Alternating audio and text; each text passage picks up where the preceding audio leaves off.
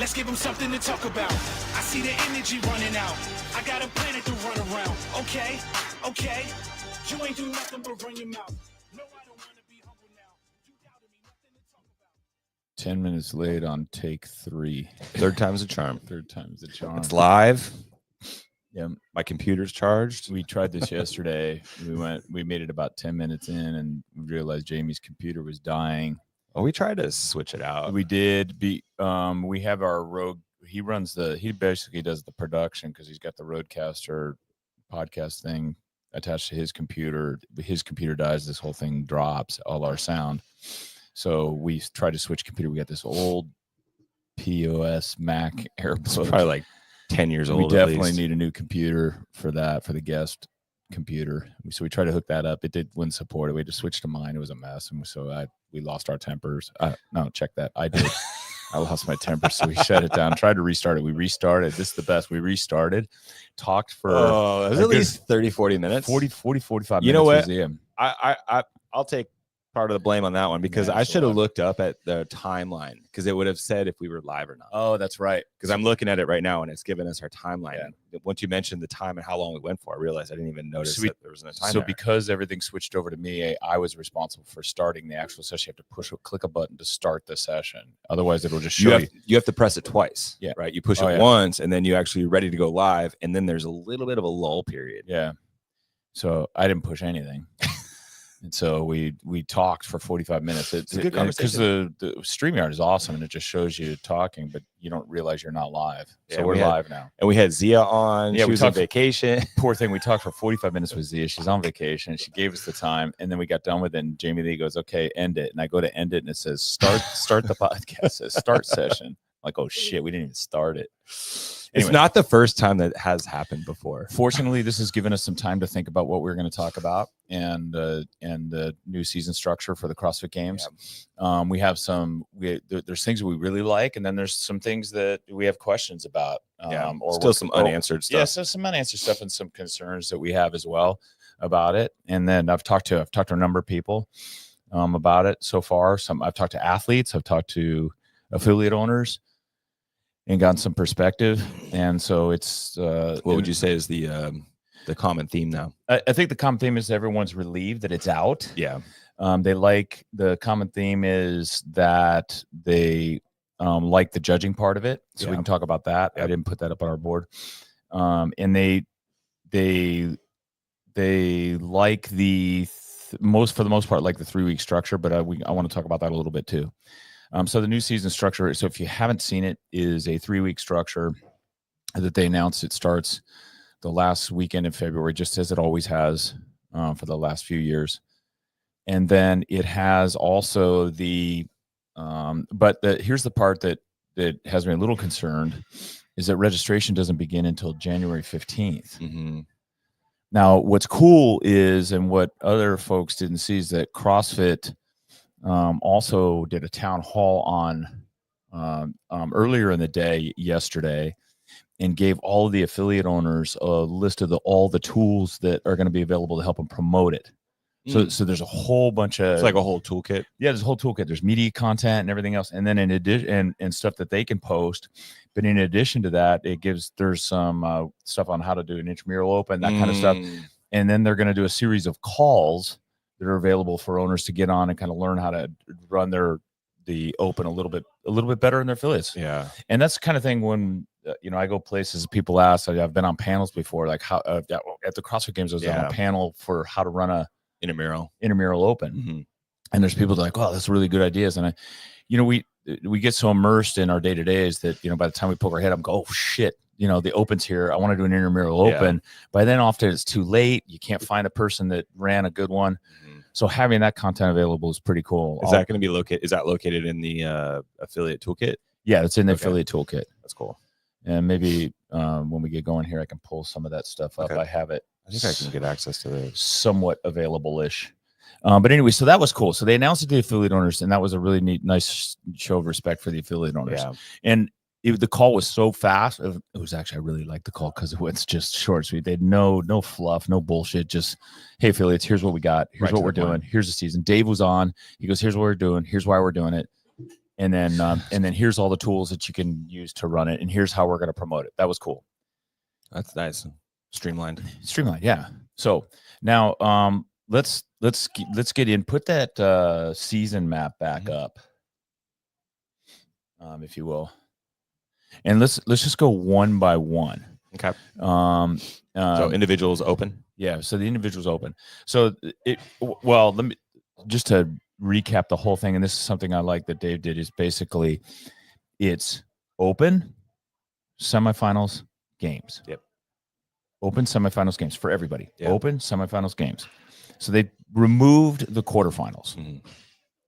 And then they staggered the weekends for each of the divisions. Individual for the qualifiers. Yeah, for the semifinals. So, I mean, for the qualifying round to the games, essentially The semifinals. right? Not Yeah, and we're calling it the in-affiliate semifinals. It'll take me a minute just to kind of get I know. my terminology rewound. And I really like the language that they use. The Yeah. in-affiliate semifinal. Yeah. In-affiliate semifinal. That's a key point. And yes, it's a play on language. Yes, it's an online, but it has to happen in the affiliate. And why that's important, we'll get to that when we get to judging and the rules for judging for those things. So does that mean that you cannot do it from your garage? Correct. You have to do it in an affiliate. Yes. Got it. Or you can go get your garage affiliated. Yeah. And that takes out a lot of the so if you think about it in terms of a circle, in the middle of the small circle is the guy that's in the affiliate, the guy or girl that's in the affiliate, doing the workout. Video is correct. They've got a judge. It's a level 1, taking the advanced judging course, judging them, and they're doing everything right. That's in the middle of the circle. Yeah. If you expand that circle, yeah, you've got a little bit more disconnect. Shitty videos. Right, where the video's not great, cut up, video cut, the judge walking in and out, just the normal stuff that happens, right? In, I don't know, let's say 20 to 25% of videos. Then you go one circle further than that, and you go, now you got the guy at home, doing it at home with a recorder, and then scaling it, showing all the angles, missing standards. Yes, they're taking, and that was probably 20% of all videos. That's kind of crazy if you think about it. So they're eliminating that. Yeah. That is gone. That circle is gone. Yeah. So now all we have is that inner circle, people doing it right. And then the people, outside that circle where that's a good point. They're getting a little sloppy. Yeah. So it's an in-affiliate semifinal. Here's the other thing I like about it. I've said this repeated multiple times, and I'm going to continue to repeat it because it's something that's near and dear to my heart. The affiliates are the indoctrination centers for everything that is CrossFit, whether it's level 1s, sending people to level 1s, whether it's creating athletes that go onto the games, whether it's coaches, creating new affiliates. We're the indoctrination centers. More than that, we're indoctrination centers for the fans, the people that love and support this entire sport and support the athletes and follow the athletes. We are that. So having this and labeling this in affiliate semifinal is really meaningful to me personally. The question I got from a couple people that messaged me is, well, the open could be anywhere because it doesn't say in affiliate open. No, like you could do it out of another affiliate. Yeah, no. They were asking me, you don't have to do it in an open period, or you don't have to do it in an affiliate because the open. If you look on this list here, it just says open. Okay, and that's because that's okay. So that kind of answers my question. Like you could potentially do the open in your garage. No, you cannot. Okay. That does not answer your question. What I'm telling you is it's in the affiliate. They just don't have that label on there because of branding. Okay. Because it's the CrossFit Games Open. Yeah. It's the CrossFit Games Open. It's always been an affiliate. It's in an affiliate. You have to do the open in a CrossFit affiliate. And that keeps, standards tight as well. Yeah. It's just that the open has always been the open. They're not going to change the name of the open to the in affiliate open. Oh, I see. They could have put in parentheses open in the affiliate, but that wouldn't fit well in this graph. It wouldn't be make such a pretty picture. But I like the name of in affiliate semifinal. Yeah, that's really cool. Yeah. The wheel wad semifinal though is different, and that's because of adaptive athletes. And I think they're probably going to run semifinals. They might run semifinal events themselves, or authorize people like in-person competitions. Or authorize people to do that. Yeah. More logistics to go into that one too. Right. So we go from the open, which is in affiliates, to in affiliate semifinals. I love. They take out the quarterfinals. Let's talk about that first before we even get to the removing next the quarters. Yeah, removing the quarters. What's your take on removing the quarterfinals and the 10%? I think it definitely eliminates a lot of people. Yeah. If you think of it from that perspective. Well, yeah. As far as the strain on the affiliates, I think that's going to be a little bit easier. Yeah, I think it's a bummer for some people. It's a bummer for some people, but at the same time, if you think about those that when we went from 10 to 25%, it took away the kind of the how awesome it is to move on to that quarterfinal, because it does expand so much to let so many other people into the movement, into the work, into that sequence. Right. And like Zia said yesterday, that was what people was calling a money grab. Right. So this one just kind of it kind of streamlines a little bit more back to the tip of the spear. Right. It's bringing it back to the more elite athletes to then have an opportunity to move forward. Right. Yeah, I agree with that. So, my first response was there's two responses I have. One is an affiliate owner that has to, my first response is the affiliate owner that has to run the quarterfinals. Mm-hmm. That was exhausting. Yeah. For us, because we had a lot of people to go through that. We had a lot of people, and let me just stay with the affiliate owner side of it. We had a lot of people go through it, so then we had to coordinate all these times when people could come in. We were keenly interested in being in that inner circle, which is the inner circle of the athlete that's doing it right, with the right camera angles, with the right judge. Set the example. So the standard. So Yvonne, my wife, and I, and Jamie Lee, our head coach, and other coaches were here a lot to make sure that was happening. Yeah. And each time they set up and we're trying to do it without imposing upon our members who are just coming here from class. What percentage of people of our membership would you say qualified and we're doing quarterfinals? I don't know percentage wise, but I want to say we had around 50 athletes doing the quarterfinals, and it wasn't just the individual quarterfinals, right? It was like you had 3 different weekends of quarterfinals. So it was, not just so much a strain on it just being one weekend. It was one weekend, weekend off, then it was another weekend, weekend off. So it really kind of took over a lot of time from us as affiliates. The athlete, it was a lot to take on. And there's in every CrossFit gym, there's probably 80 to 90% of the members that are coming in that just don't care about the games. That's cool, because they're here for themselves and for the community. And those that are here for the games, it's fun that they're making it a sport, but what we don't want them to do is impose upon our regular community. So, and that's what was happening. We come in and they would take over part of the main gym area where class was happening. But I remember them walking, and they're so nervous, right? These people that have never done it's almost like a certain amount of tunnel vision that comes up just because of the stress of this event, and you're thinking so much about what I've got to focus on, and you kind of lose sight of what else is going on in your They would walk right through class to go set up their tripod. I remember that. For their setting up a tripod right next to somebody who's rowing who's in class currently. Yeah.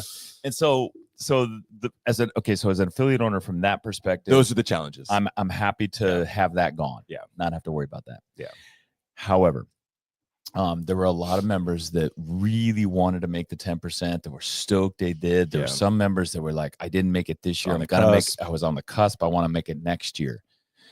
That's a bummer. That was when it was 10%, and then when they moved it to 25%. Oh, that's right. Yeah, 25%. That was So we've been through a lot of different variations the last 4 years. No, it's constantly varied. Diablo's 18 years into this, dude. We've been through every variation. Sanctional, sectional. We've seen 6-week opens, regionals, which turned into 7 weeks. 6 weeks, which were 7 weeks. They had to repeat.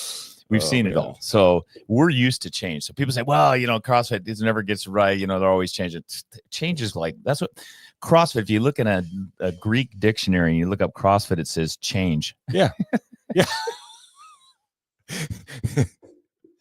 Just like this is all we always do. It should be CrossFit Games, because CrossFit itself, the methodology hasn't changed. CrossFit methodology hasn't changed. CrossFit Games. The games. is like, which is a byproduct of CrossFit, and it kind of falls into that concept of constantly varying. And you know what though, I'm okay with that. Yeah, and it's here's everybody needs to remember this, and this is the thing that drives me crazy. The fittest people, the fittest athletes in the world are going to end up at the games. Yep. Regardless. And the person that wins at the end of the day is going to be the fittest person in the world. And it's going to be the one that we know, or all of us can pretty much guess who it's going to be. Yeah. And we're probably all going to be right. It's that person. Don't worry. That person's going to make it to the games. They'll be there. Wherever it is. This system is not going to eliminate those people. No, if anything, it's going to kind of push them a little bit further along, which in a sense makes the season a little less daunting. Yeah. Because you don't have all these other qualifying things that you have to lean through. Okay, that's the point that Zia made, right? Yeah. So, a lot of fans are lamenting the loss of the in-person semifinals because it was fun to go watch. Which in a sense is a bummer. Yeah, that is a bummer because some of those are awesome, and there are going to be some of those still in place. And you and I we can talk about it because let's try and guess what a couple of them are. I know which one. But there's some that I saw and I went to where the stands were mostly empty. Mm-hmm. And a lot of it's in the US. If you look at the one that they held at the Home Depot Center this last year, there was hardly anybody there. Yeah. And a lot of the reason for that is that we've been there, done that, right? CrossFit is very mature in the United States. We've been to the regions. We've seen the regions. We know it's expensive to get there. There's like, you're going to be sitting there all day. You're watching athletes work out. It's not that the sport is dying. Yeah. It's that we've been there, done that. Well, if you think of it from the regionals or in-person semifinals, when you look at this little detail right here, the in-person qualifying events are going to go from April through June. So in-person competition. If that's 15 to 20, that's just going to replace the semifinals. So if you think about having to qualify to the semifinals, it's just that's an added avenue to an in-person environment, which would essentially replace the semifinals or what we would call regionals back in the day. Right. So we're talking about the individual qualifier now. So there's an in-person semifinal, in-affiliate semifinal, right? That's May 1st through the 4th. Yeah. April through June, there's several events that are going to be allowed that will also allow athletes to qualify. The in-affiliate semifinal will qualify 15 to 20 athletes per division. There's a total of 30 athletes that are going to the games. Okay. So half to 2/3 of them may qualify through the in-affiliate semifinals. Then there's going to be a series of events, or there's going to be events that, and I think these are events that CrossFit either committed to in the past or they know they're going to sell out. Let me give you an example. The Torium Pro. Mm-hmm. Yeah, that's a big one. The French throwdown. Yeah. I know that, and I know who runs the French throwdown, right? Yeah. He's a good dude. Yeah. And he knows what he's doing. He's going to fill that place up. Or what's the one here on the east? The one in the Atlantic. There's Syndicate Crown. Yeah. Another one. Yeah, right? Syndicate Crown. Yeah. Will probably go too. Yeah. So it's not like we're losing these semifinal in-person competitions. No. Hang on a second. It's not like we're losing. It's not like we're losing the good ones. True. They're basically gonna take away. They're gonna take away the shit ones. Yeah, that's a good point. Which should happen, and that's what you do when you're running a good business. Yeah, you don't try and force another freaking Wadapalooza thing down in Los Angeles at the Home Depot. So you don't try and force that again. Yeah. Another thing to think about too is this in affiliate semifinal. This doesn't come down to kind of a regional situation as far as like an online qualifier. So when you look at some of the past regional or semifinal events that are, the Asia semifinals, like that are qualifying one or two people, how well are those people doing in the games? Like this, we might actually see more fitter people showing up to the games this way. I agree. So not having like it when you have those regional locations, they're allowed to have X amount of people just because it's representing that region of the earth, right? Yep. This way, whatever 15, 20 are actually going to be some of the fitter athletes moving on versus just because of their location. Yes, good point. And that I think has been argued strongly a lot. That's been a big athletes. One. Yeah. You got someone that, so that alone makes this process, we're getting a fitter people to the games. Yes. Right out of the gate. Agreed. That's cool. I agree with that. Unless they put some sort of country, I don't think so. Yeah, That would suck. Yeah. That would suck. I think what they'll do is they'll give those athletes maybe an Asia semifinal. They'll give them the chance to get there. I mean, they might have a Right. competition, one of those in-person competitions right. there. That's right. So there's still going to be an avenue for There'll them be to a get chance. to it. But it should be, and everybody has said this, the 30 athletes should be the 30 fittest athletes in the world, not someone that's just given a chance because they come from a different country. Yeah, just because they're in that regional location. That's a very good point. Yeah. So open in affiliate semifinal, then some in-person semifinals, which I think those will be fun, and it'll give the fans stuff to view too, because some of those are really cool to watch. Yeah, and exciting, and we'll see some, and then we'll maybe, look, they're going to run them until June, which means there's going to be some last chance shit going on. Oh, that's true. Right. So, and you also wonder if there are people who are going to be able to, like, if you don't make it in affiliate, you can go to maybe multiple. Yeah. Curious what the qualifying Why not look like. Are they going to use the open scores as a possible data point too? Yeah. Like, so to get to the semifinals, by the way, you have the minor detail. Yeah, minor detail. To get to the semifinals as an individual, you have to be in the top 1%. I mean, it was funny. We went from not funny, but we went from 10% to 25% down to 1%. But we got rid of the quarterfinals. So top 1% worldwide. Yeah. Not by region. Not by region. Yeah. Top 1%. Yeah. Yeah. So the top fitter athletes go into the games. Sure. So yeah, we're talking about 3,000 to 4,000 athletes in that range. 3,000 to 4,000 total athletes. Probably 1,500 of each. Yeah. That's exciting. That is exciting. That's exciting. And it means the open matters. And a lot of people, that's one thing that a lot of people complain about, that the open doesn't matter. The open doesn't matter. Well, the open matters now. Yeah. You can't fuck around with the open. Like, look, making the top the three. Open matters. The affiliate matters. Granted, I'll give you the top athletes, the top 100 athletes in the world, the top 250 athletes in the world. Making the top 1% is no big deal. Yeah. But it's going to be cool for the people that are just kind of on the fringe. And those are the ones we want to try and encourage to come up. Yeah. Let's go to the teams, because this is the one I crack up about. And I love teams. Diablo's had teams at the games many years, and many teams to their semifinals. It goes open in affiliate semifinal, open in affiliate semifinal. And that is the weekend before the individual in affiliate semifinal. Okay, so it's April 24th, 27th. They're doing an in affiliate semifinal. I love that. It's 3 days, and then the top teams are going to go to the CrossFit Games. Yeah, one team from affiliate. One team per affiliate, which is kind of crazy because if you think about it, it's been multiple teams since 2012. That was the first year that they allowed multiple teams into the to represent an affiliate. That's right. So everyone starts. Affiliates can have multiple teams in the open. So you can have multiple teams in the open. Yeah. And then you got to choose. Which means you have to have a team going into the open. Because in the past, what we've done is we've had the whole gym was representing a team. Right. And the top 20 affiliates worldwide will move on to 2025. All team athletes from their respective affiliates are eligible to compete in the in-affiliate semifinals. I suspect that because they don't qualify. They don't say here what percentage of affiliate teams can qualify for the in-affiliate semifinals. So I'm thinking it's probably 1% also. Probably. I'm thinking it's 1%. Is that a detail? That would be pretty not listed. Yeah, it's a detail that's not listed. Although I think it might have to be a bigger number to get more teams, because you're only talking about. Yeah, I think it's got to be a bigger number. Could we go back to the 10% or something? 5%. Yeah, maybe it's up for the teams, or maybe it's the 2% like the Masters. But there's way more Masters than teams. True. That's Think true. about it, because it's number of affiliates. That's true. Yeah, that's true.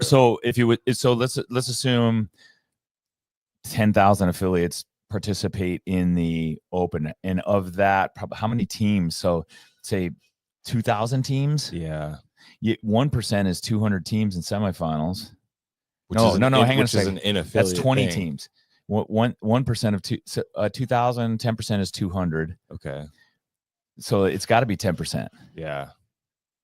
If there's 2,000 teams participating or 3,000 teams participating, 10% would be 300. So it's got to be like 10 to 25% of the teams. We'll find out. The top 20 affiliates worldwide Go will to move the on games. to the games. Yeah. But I think if I remember my numbers, I didn't look. I apologize for not looking. But I think last year it was like there's about 4,000 teams competing in the games in the Open. I'm sorry, in the Open. Yeah, I think that's about right. Yeah, yeah, about 3,500 to 4,000. And it was top total 25% that moved on to the quarterfinals from the Open. Yes, no, but that was the region. Oh, okay. Yeah, that was region. Got it. Worldwide, I think it has to be 10% at a minimum. Yeah. 25% probably likely. And then to make it interesting there. And from there, 20 top 20 move on. That's cool. And you can only have one team per affiliate. Yeah. Choose one wisely. Team per affiliate. Choose wisely. I'm curious what the rules are going to be on that one. Yeah, so am I. What's really I think kind of funny is there's a number of gyms that have multiple teams. Oh yeah, at their affiliate. We were one of them, and they're in panic mode now. Mm-hmm. You've got to totally imagine. Yeah, you've been training year round into this point. Yeah, and all of a sudden you're like, hey, it's going to be cool. Two teams, and the two teams get to train together and compete against each other. Oh, just imagine what that's going to look like. Yeah, now. and so now what do you do? So you go individual, or do you try and find another affiliate? Or do you just continue to train against each other and then the best team moves on? Yeah. Or if anything, that's just going to rise the level of competition between the teams within the affiliates because now they're competing against each other. Sure, but that's not going to happen. You think it's just going to create 100% divide? 100% no. These athletes, bullshit. These guys are all going to desperately try and find a way to get. Are we talking about affiliates or training camps? I'm talking about both. Okay. I'm talking about both. There's no way the affiliates go, let's train together and the best team wins. Bullshit. You show me that team. That's bullshit. Oh, it's like Reposado versus Anejo. It's bullshit. There's going to be all the drama. I know teams. Yeah, we've been around teams. Yeah. There's going to be all the drama. There's going to be all kinds of drama. They're going to be like trying to figure out I'm better than her on the team. What's going to be hard is the competition to make the team. Well, that's kind of what I mean. Like, is how do you decide what that looks like? Okay, fine. They're going to decide that right away. But then all those athletes that are on that second team are going to try and find a home. Yeah, they're either going to have to go individual, which they might do, but chances are they're probably going to try and go somewhere else. Here's what I think is going to happen.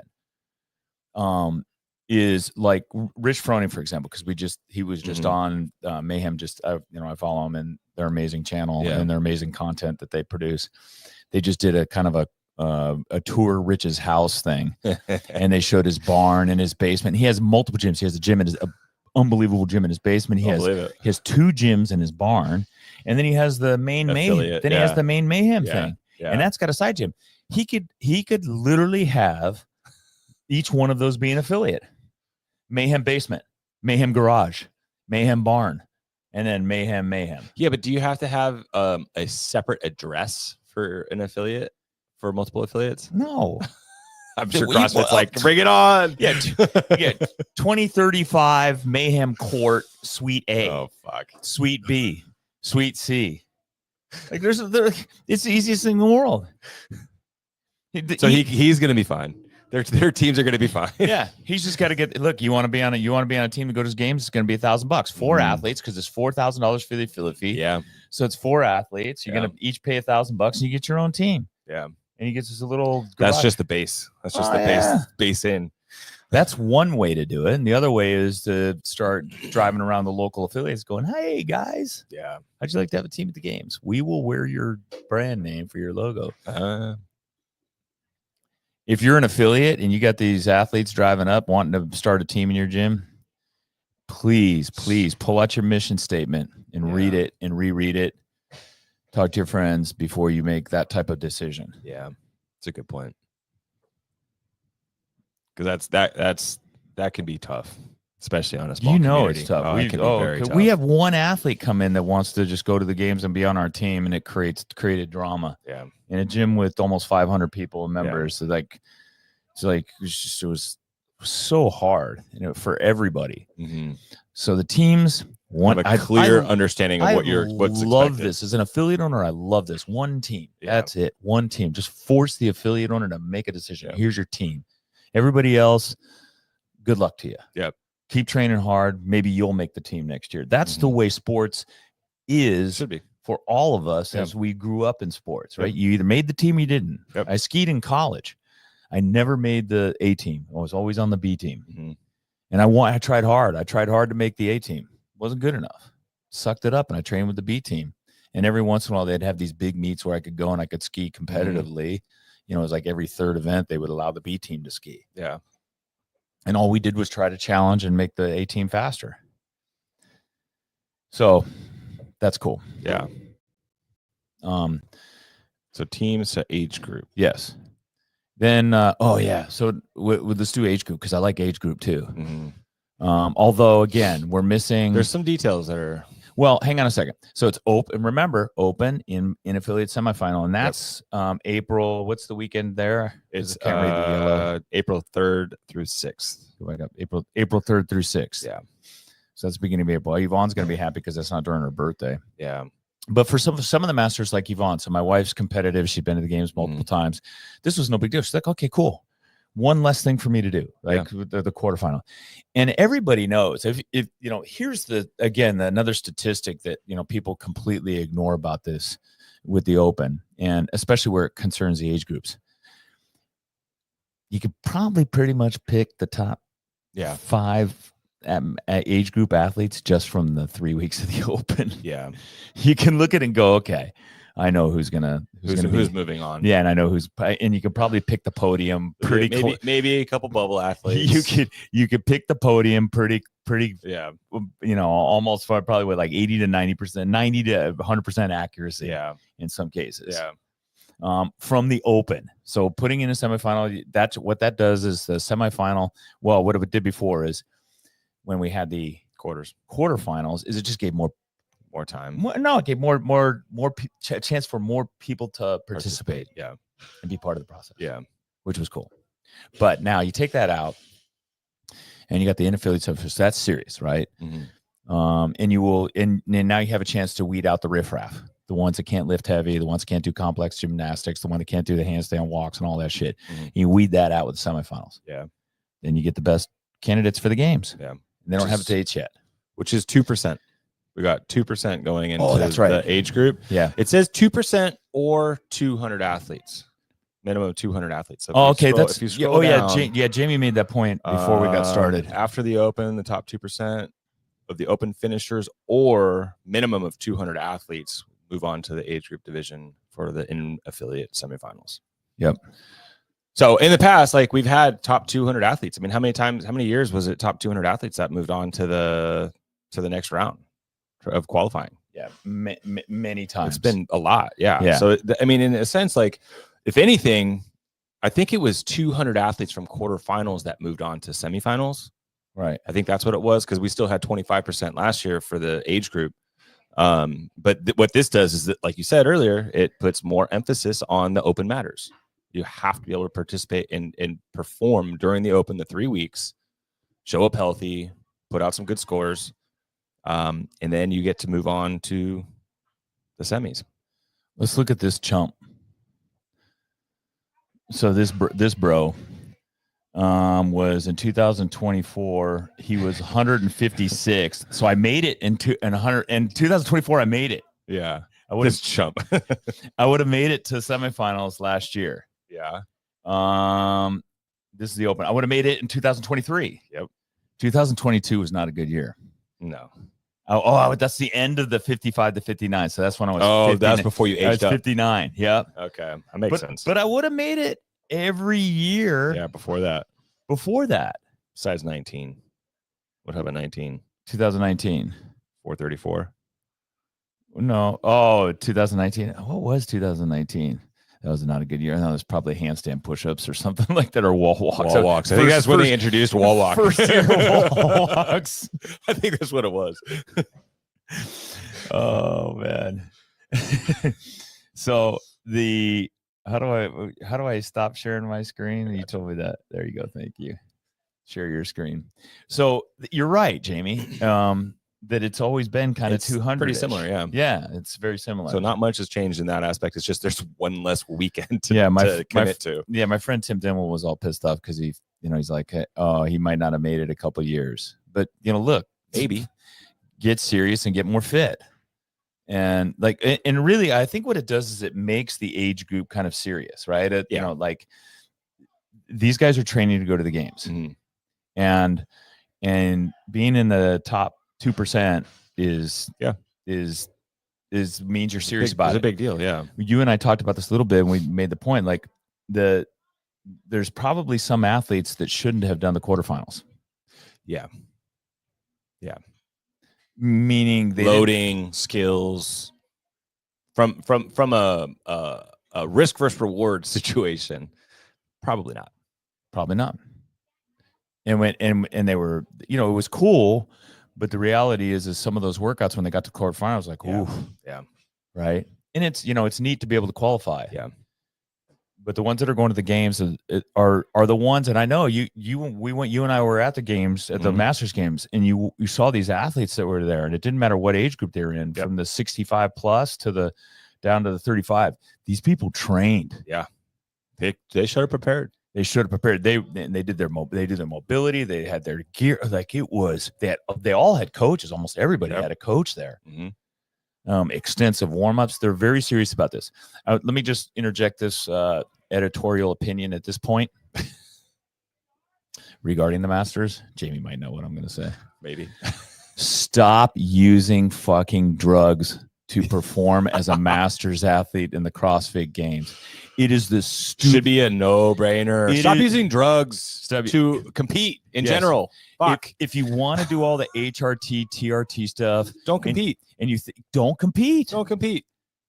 Work on. Worry about your health. Worry about your health. If that's your concern, worry about your health. Don't worry about fucking competition in sport. Thank you. You are ruining it for the people that are doing it right. You are ruining the fucking sport, and you're ruining the brand of CrossFit. Yeah.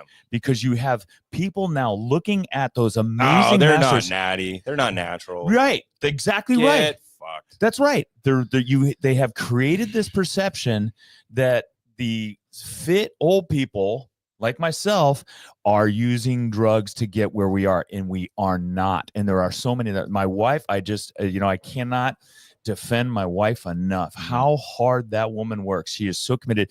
Drives me crazy sometimes. Every athlete that we've had out of here. Yes. Everyone. Yeah. Just absolutely.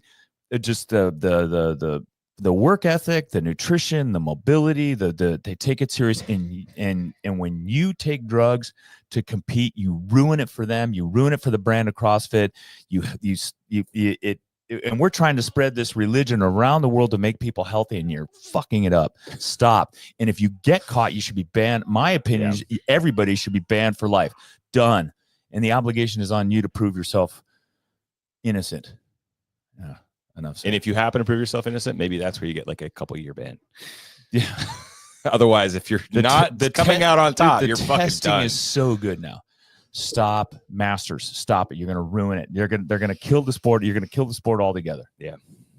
How many tested positive at the games? So there's probably I think it was none. I think I remember seeing a detail that there was none. What do you mean? At the games, like in Texas. Oh, there was no games. Yeah. It was just out of the Masters last year. It was just Masters. I'm sorry. I thought you were talking about the Masters. How many? No. I'm talking about like from the individual. Right. Like I remember a detail like there was a comment on it. They did. There was 0 positive tests. And then of course you get the haters that say, "Well, that's because the test's not good enough." Well, fine, whatever. I get the testing, first of all, is really expensive. And they're testing the number of athletes that they think, and then they're doing random testing as well throughout the day. Yeah. And stop this shit with Tia. I've seen this too. Tia's taking drugs. Tia has way too much at risk. Tia gets tested during the season because they get the calls. So I remember Alessandra Pacelli, she would get the calls. Off season. Yeah, off season. Yeah. She had to report where she was all times. One of the reasons why she retired is she got tired of reporting everything where she was.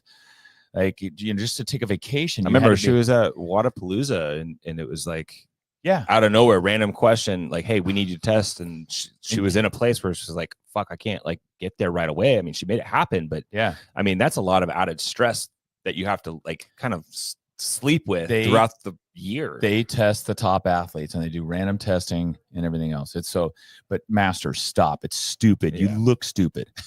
Like you clearly didn't excel in high school or something. You got some ego issue that's keeping you that you're now trying to manifest that, inner athlete, top athlete performance. Now, sorry, Let it go. Sorry, it's too late. Let it go. Impress your friends. Stop taking PEDs. All right. Or don't enough. My rant's over. Let's go to the that was the age group. So the age groups. So we talked about age group. It will. I'm really looking forward to dates on the games and everything because people do like to book travel. Yeah, it's really important to book travel. One thing that I'm kind of bummed about though with the age group is the fact that down here it comments on that. I mean, it's not the fact that it's like the Legends and the Pit Team Throwdown are running it again, but it's that it's 2 separate events. Oh, that the Pit Teens and the Pit Teens and the Masters hosted by Legends is 2 separate events, which last year they fell into the same weekend. Yeah. And well, hopefully there'll be different weekends. Hopefully. Yeah. So that's, I mean, again, it comes back down to Jamie, let me ask you this. Do you think that they could have run those 2 events simultaneous at the same venue? Yes. Okay. And I say that because they also had 400 athletes and teams. Oh, never mind. That didn't qualify to the games. That's right. So, yeah, they could have. That's a good point. Logistically, they could have. That's right. Because the Legends ran, and those guys are amazing. They're small complaints, but for the most part, my wife's experience was awesome. My experience was awesome as a fan watching. Jamie's experience as a coach was awesome. It is okay. There's some things. No, I know there's some things that there's a detail as far as like not being having access to athletes during the warm-up period. I mean, they did make some adjustments going into the second day, but when it came down to the very end, we had one issue with a score, and we filed an appeal, and they were fucking right on it. So that kind of like brought me back. Okay, well, they're doing a good job here. Yeah, and hopefully I'm sure they'll learn from the experience. Oh, absolutely, the warm up area and stuff.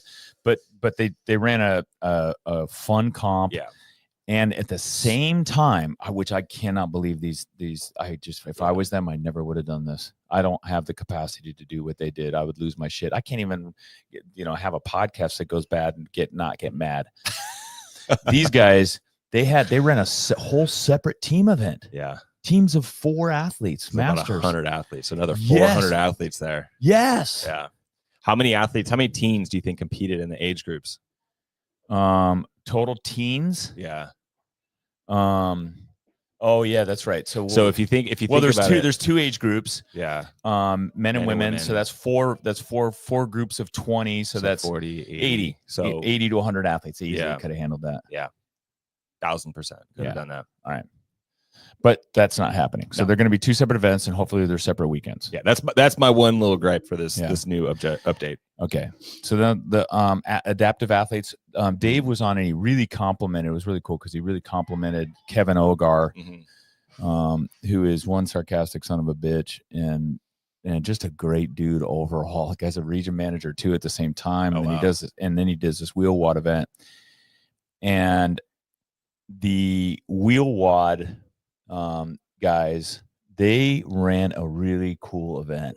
Yeah, I watched more adaptive athlete performances in that event this year than I've ever watched of adaptive athletes, which is kind of nice because it was a separate weekend, like a separate weekend altogether. They had their own weekend to do this in a small venue. Which is those are fun.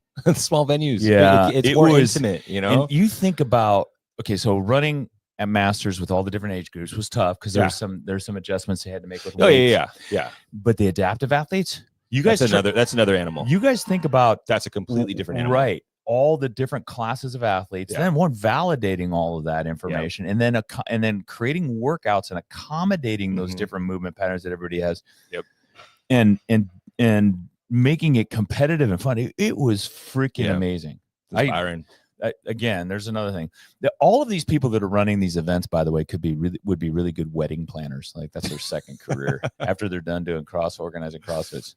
Kevin Ogar, wedding planner. Because all this shit you got to think about. Yeah. I would go nuts. I wouldn't sleep for days. Nope. Leading up to it, a month out, you'd be like, Diablo at one time, and thank God for Jamie Lee too. Because at one time we were running 4 comps a year. Yeah. 4 comps a year, and we would do a few of them here, and then we'd do 1 or 2 of them here in other Martinez. locations. And we bring all the equipment to different locations, Yeah. and we'd get hundreds of athletes participating in these events. Average Joe's, Deuces Wild, Masters Madness, And Rose and Betty's. And hats off to any affiliates that are still doing that. Thank you for doing that. If you do that, more affiliates need to do it. Jamie works on me all the time because he wants to try and do events again. I've got a few in the chamber. I have PTSD from event running. I got a few in the chamber, and you can come and just spectate. But Kevin Ogar, you're a stud. The guys at Legends, Joe and Bob, I think that is, that run the Legends. You guys are studs. It's awesome. Whoever's doing all of the on-site individual events, all of those companies, hats off to you. People bitch about you. They have no idea what There's you guys always do. What, 1,000 the Waterpalooza guys, the like you said, the Syndicate guys, the Torian guys, all of those guys. Hats off to you. That's just a thankless, brutal job. And then finally, let's get to the community open, because this one's cool. So we've gone through, holy crap. We talked about Masters 2%. Yep. Oh yeah, let's go down to the Community Cup. Yeah. Because this is cool. And Dave didn't give a lot of details on the conference call about this. But it's essentially going to, from the Open, okay, so you want your community to do the Open, and people say, well, I want to just do the Community Cup, I won't do the Open, but because the Open is going to determine your ranking. Yeah. So they're going to place some emphasis a level on that ranking. Let me share my screen again. I'm going to share my screen. Where is it? Close the one. Oh, present. Yeah, you might have to close out because you have the previous one. You can only share one screen at a time. Oh, can I show it? Oh, there it is. Yeah. Yeah, but will you pull it up? So you have to pull it down. So see down at the bottom. Yeah, to pull it down. Or at the top, hit stop sharing. And then present again. And then represent. Yeah, the new window. Thank you. And let's go to Craig Howard. Boom. All right, so look at this. So here's my scoring, but here's my ranking. I'm a level 10. Now, level 10 is the highest, so I need to sandbag the Open is what this is telling me, so that I get a lower ranking. I think it's not just based off of the 1 year. I remember seeing something they talk about. They take data from a couple years. Yeah, so it's a ranking from 1 to 10, and I think also it's adjusted by age group. So I'm a level 10 in the men's 60 to 64. Because you did semifinals, or you did the semifinal online this last year. That's correct. Yeah. So there's men 60 to 64. I'm a level 10. So I'm going to be paired up with, they're going to use that score, that ranking score, to essentially determine who's, or what your community, how your community scores. There's no details on it. No. Put that schedule back up. You have it as a separate stage. That's cool. That's going to be in June. All right. So this is like right before the games. So this is cool. So what they're doing is they're going February to March. This is good timing. Get people excited for the games. This whole thing is good. Right. Think about this. So they're going February to March with the Open. Then they start the in-affiliate semifinals, which are going to go April through May. They're going to have the in-person semifinals in June, all the way through April through June. And then they're going to have this Community Cup in June. So the energy level is going to be high. Yeah. Yeah. July is going to be the off month. I think it's great to come back to the Community Cup too, right before the games. Cause you think about it, everybody's kind of like, that's cool. I'm not competing. I'm not part of it. I can watch the games on TV when it comes out, but this is going to get you kind of back engaged with the whole sport right before the games, essentially. Yep. As they're closing up the semifinals and the qualifying rounds. Yeah, so no details yet on the Community Cup. It says all athletes who complete the Open and submit scores will be able to continue their season in their affiliate with a new competition, the Community Cup. That is really cool. It'll be a unique format for local athletes to compete against their peers based upon their level during the Open ranking. Yeah, and so then affiliates that are interested will receive details shortly. So I'm interested. Whoever at CrossFit, I need to let know we're interested. I want that. That should be really cool. So wait, you have to like reach out to them? Is that what it said? Well, I kind of gathered that affiliates that are interested They in better- host. Oh, maybe in hosting a cup. yeah, and that might be So this might be like multiple events. Yeah, it- kind well, of spread out. not only that, it might be multiple affiliates at different locations. Like kind of like a crosstown throwdown setup. Yeah, kind of. I That's don't know. cool. We're completely Oh, speculating on it. absolutely. Scroll down to the new Paris competition because this is the other thing Yeah, new Paris I'm competition. really excited about. We did the team series. There was a team series of 2 and there's a team series of 4. You remember those competitions, Jamie, the Yeah. online ones? Those were so much fun. We really enjoyed those competitions. And it was just because we knew it wasn't for the games. It was just, you're just competing, for fun against each other. Mhm. But what's really cool is that the top pairs in this competition, so in the pairs competition, the top pairs are going to be eligible to go to a competition hosted by the Masters Fitness Championship, That which is cool. which is another good group of people. Mhm. They run a competition in December in Arizona that everybody has said is amazing. So you're going to be able to chance to partner with any athlete. This is the best part.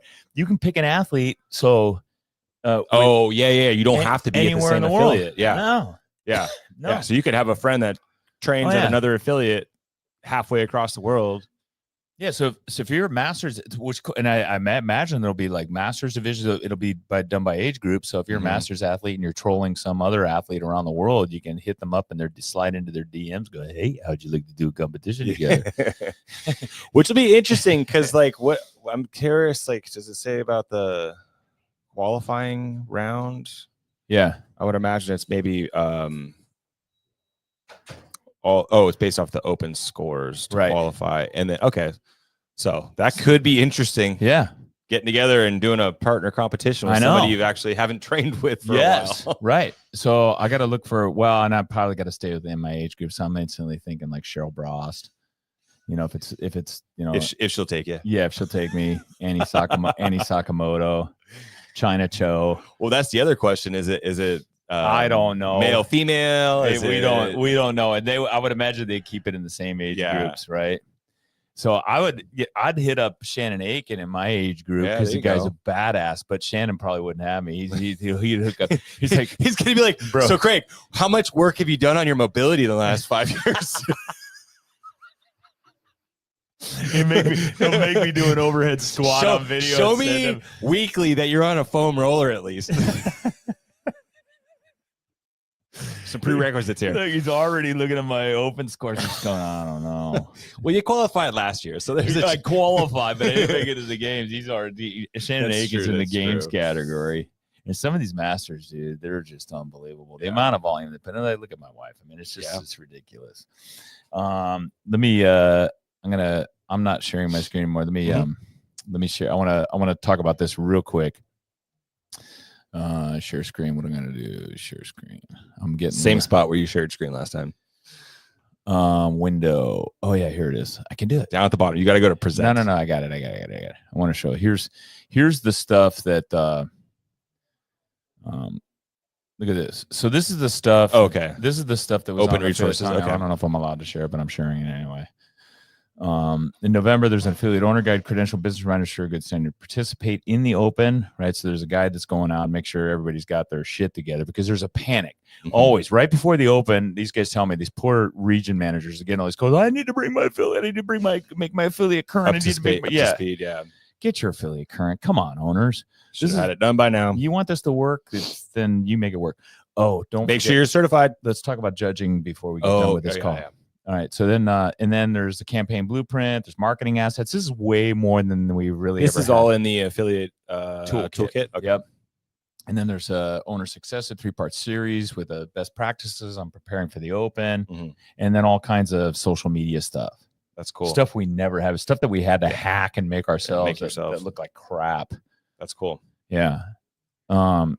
So that's cool. And then there's a whole series of calls that they're going to have too. Let's talk about the rules. Pull the rules up the judging. Yeah. So the affiliate owner's got a bunch of stuff. All right, now this is the judging. This is the part. This is probably one of the best parts of this whole thing. This is a huge upgrade here. First of all, affiliates, get your shit together. Don't allow sloppy standards in your affiliate. You do not look. Well, a couple things. You just don't want to end up on a Hiller video, like and you don't want your gym on there. Like you don't need to be putting yourself on blast that way. And what's cool is for the in affiliate semifinals, like they're gonna make it public. Yeah, that's awesome. Your videos, if you do the there's no more keeping it unlisted. Yeah, you can't keep it unlisted or private. Can't keep it privite. Yeah, because when you would you be able to send it private? I think you had to have it unlisted. Oh, you had to you have it unlisted. Yeah, which means you had, for people can find it unlisted, but it's just they just got to do some hunting. They got to do some hunting. Yeah. But so a couple of things. One, if you're the judges have to be level 1s in the semifinals. Great, that's awesome. So that means only CrossFit coaches. Yep. So you have to have a current L1. You're more likely to have really good standards. You have to have completed the 2025 judges course. That's the basic judges course, and then there's a new advanced judges course that they will have to complete. And what's good about that one is that one lasts 3 years. So you'd have to do the advanced judges course for the semifinals. Yeah. And that lasts 3 years. So that's awesome. I like that. So that's nice because it's not will be released soon. So if you do it this year, you wouldn't have to do it again for another couple of years. Is that what that means? Yeah, you wouldn't have to do it for 2 more years after that. So what a great idea. Yeah. Well, a phenomenal idea. And then so additionally, here's the best one. Individual and age group athletes will be required to submit all workout videos for public review by anyone who has taken the judges course. Not just advanced judges course, anybody that's taken the judges course. So if you've taken the judges course, you can log in and you can watch semifinal videos. Yeah.